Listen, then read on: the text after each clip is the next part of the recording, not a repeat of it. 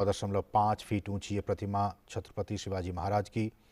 वज़न की बात की जाए तो इस मूर्ति का वज़न 1850 किलोग्राम इसका वज़न है और इसे गन मेटल से तैयार किया गया है। तमाम गणमान्य लोग इस मौके पर मौजूद। प्रधानमंत्री अनवेल करते हुए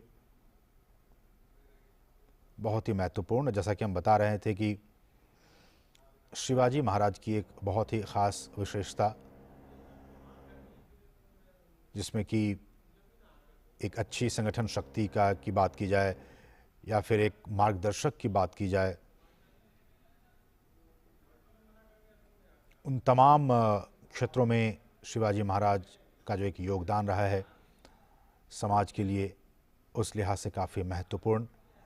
और इसलिए भी उनकी इसी विशेषताओं को, उनकी इसी महानता को ध्यान में रखते हुए आज इस 9.5 फीट ऊंची प्रतिमा का अनावरण किया जा रहा है।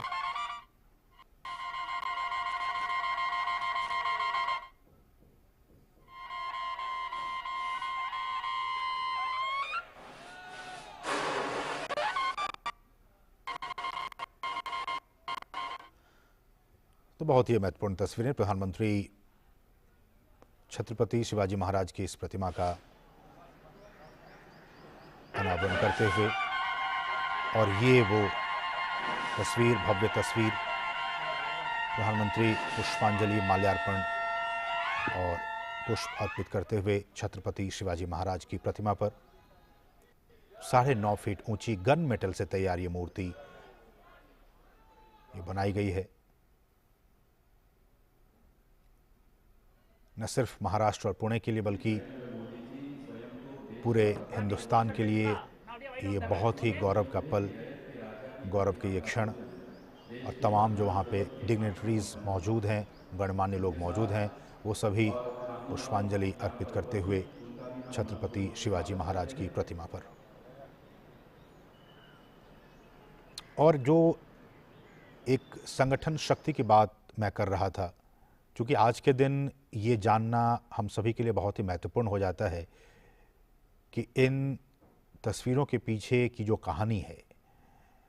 जो समझ है, उसे और भी दुरुस्त किया जाए कि छत्रपति शिवाजी महाराज ने मराठाओं को इकट्ठा करके उनकी शक्ति को एकजुट करने का काम किया था और एक महान मराठा राज्य की उन्होंने स्थापना की थी, एक अच्छे संगठन शक्ति के तौर पर। और आज भारत, जो कि विविधताओं से भरा देश है, और उसके नेतृत्वकर्ता प्रधानमंत्री नरेंद्र मोदी भारत को एकजुट और एक भारत श्रेष्ठ भारत बनाने की दिशा में लगातार अग्रसर हैं। ये सारी चीज़ें बयां करती हैं। मार्गदर्शक के तौर पर जब जाना जाता है तो उन्होंने मुगलों के राज्य में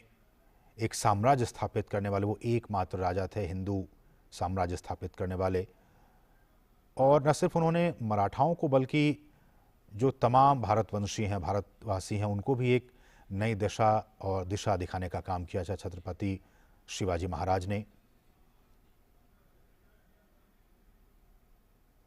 और जब भी हम उनका नाम लेते हैं, दिमाग में एक ऐसे साहसी पुरुष की छवि बनती है